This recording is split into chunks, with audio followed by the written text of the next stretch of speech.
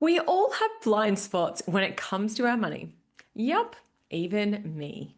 And today I'm going to share why mentorship is so powerful because you are probably leaving money, lots of money, on the table because you can't even see your own stuff.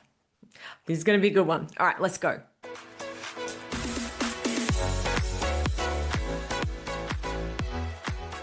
Today, I'm going to talk about the things that keep brilliant, talented, hard-working business owners stuck, and you might not even know this is happening. These are the blind spots I see all the time as a business coach. And I'm going to talk about how you can navigate through these challenges and move towards that seven-figure mark with clarity and confidence. If you're new around here, a big warm hello. It's so wonderful to have you here listening to the podcast. My name is Clare Wood, and I'm a business profit coach, a CPA or a qualified accountant. I am the author of the best-selling book, Intentional Profit. You can grab a copy of that book via a link in the show notes if you haven't read it already. And I have worked with hundreds of business owners scaling their businesses, some beyond the $1 million mark. If you aren't sure what to expect on this podcast, I'm a sharp shooter who offers practical BS-free strategies to help you make more profit in your business. So I'm really glad that you are here. All right, I want to start with what exactly do I mean by blind spots? So a blind spot, I was explaining this to my kids in the car the other day actually. A blind spot is that spot that you can't see. So when you're driving, I'm sure you were taught this when you were learning how to drive, you've got your mirrors, your rearview mirror, you've got your side mirror, but there's a little spot right towards the back left-hand side, which is between the two mirrors. You literally cannot see it unless you physically turn your head to the side and check there. We nearly sideswiped a car the other day, but I did check my blind spot and then saw the car and then quickly swerved back. I had to explain to my kids what a blind spot is. So in your business, blind spots are exactly that. They are the things that you can't see. You don't realize you are doing something wrong. It's not something that you're even aware that you're doing. It's not something you're aware is slowing you down. Let me just give you one little example. You might have something on your website that you look at and you go, yeah, that looks fine to me. And then I come in with fresh eyes and say, did you realize that the way that's worded makes it sound like you're not taking on any new clients right now? And you didn't even realize that the same piece of copy could be perceived that way. So there can be a ton of different ways that you are accidentally creating chaos for yourself in business or limiting your growth potential. Now, the reason why blind spots are dangerous, there are issues we are aware of in our business that we just haven't fixed yet. So you might go, yes, I know I need to tackle that problem, but I just don't have the bandwidth right now. But hey, at least you know it's a problem. With blind spots, you don't even know that it's there. You aren't even aware because you haven't done that moment where you turn and actually check the blind spot.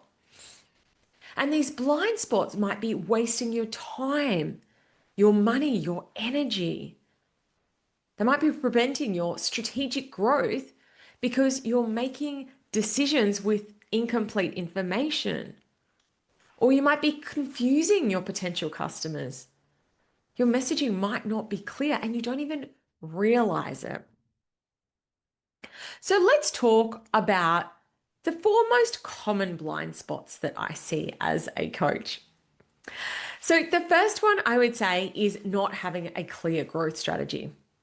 And this can happen to anyone at any stage of business.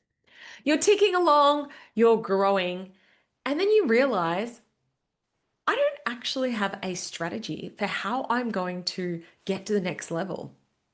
For example, you might sell one-to-one, design advice services, and you're growing, you're getting busy, but you realize there's going to come a point in time where you run out of hours in your day and you can't physically take on any more work.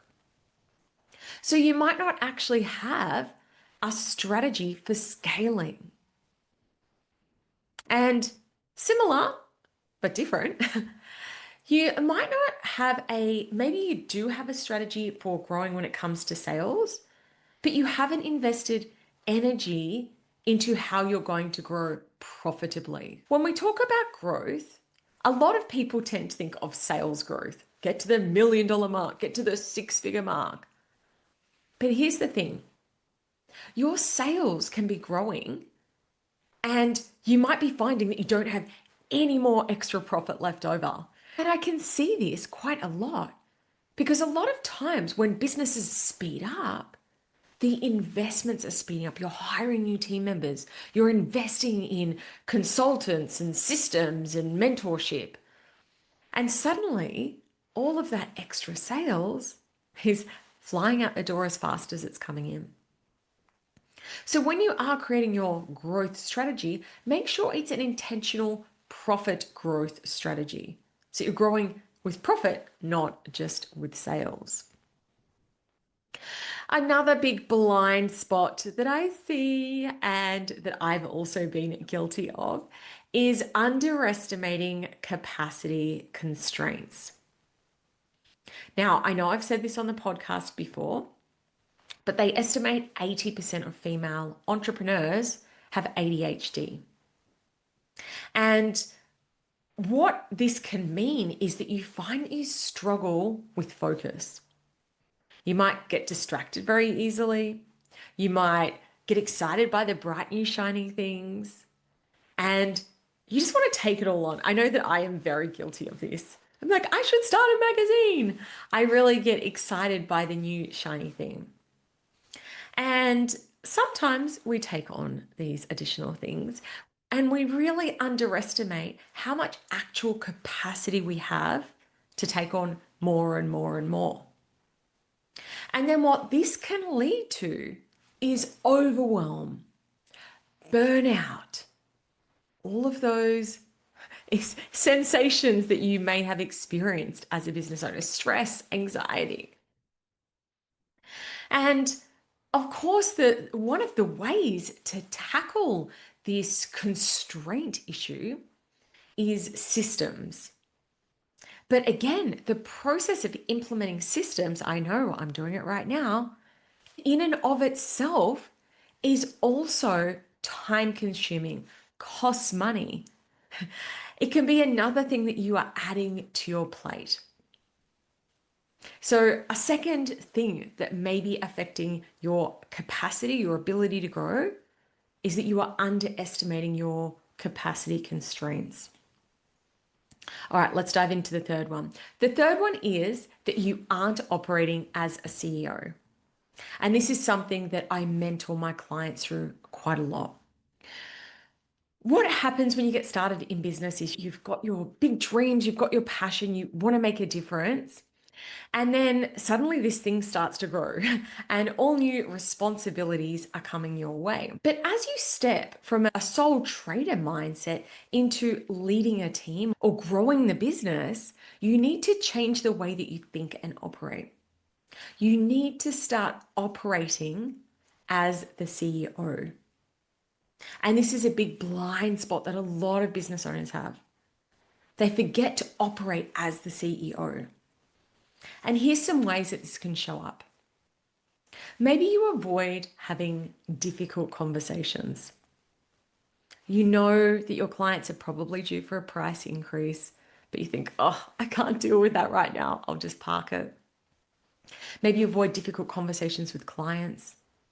Difficult conversations, hey, you owe me money. Maybe you avoid difficult conversations with team or with contractors. You're not stepping into that CEO role. And again, this is a big blind spot that affects a lot of business owners. And another money blind spot that you might not have is that you simply aren't investing the level of time and or energy to elevate the business into the next level. Now, I'm not at all condoning working all the crazy hours, stressing yourself out, but sometimes what can happen when we do have the flexibility as business owners is that the pendulum can swing a little bit too far the other way. We are doing all of the things except for actually focusing on the business and the business growth. I know I recently had a huge aha in this area around the hours of work that I've been putting into the business. I feel like I'm working all the time, but when I actually sat down in a week and mapped it out, I realized I was spending a lot of time on a lot of other things rather than investing it into my own business growth. And maybe if you sit down and really be honest with yourself, you might fall into this category too. Whichever one of the money blind spots you were struggling with, these are only a few examples. There is plenty more. But if you are looking for some help to identify and tackle your money blind spots, I would love to be your mentor. There are opportunities to work with me one-on-one, or I also have my mastermind container called the Profit Collective. This container is to help and multi-six-figure business owners uncover their blind spots, create a profit-focused strategy, and implement it with support and accountability. If you're ready to find your fastest path to your next level, come and check out the Profit Collective. I'm going to pop a link to find out more in the show notes for today's episode. Because when you see these blind spots, you are able to navigate through them. Coming back to the podcast episode. So we've spoken about what some of the money blind spots are. How do you actually fix them? Well, the first step is to actually figure out what they are, to actually identify what your blind spots are. But here's the thing. They're called blind spots for a reason. You can't see them yourself.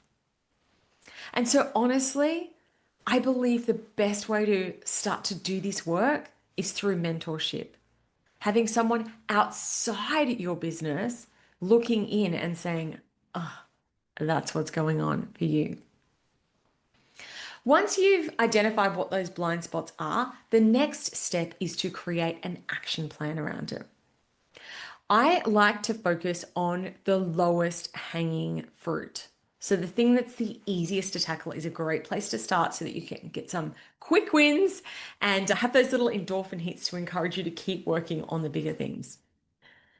So when you know what they are, take big action. I talk about this a lot inside my coaching container, the Profit Collective. I'm like, it's action. You know, you can lead a horse to water, but you can't make it drink. You have to do the uncomfortable thing. And I really think the best way to do that is to tackle that first. As they say, eat the frog first.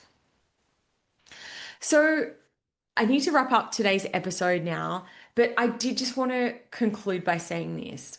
If you are feeling overwhelmed, stuck, and if you want to make more money and be able to create more balance in your life, you really need to identify what those money blind spots are so that you can create an action plan to navigate through.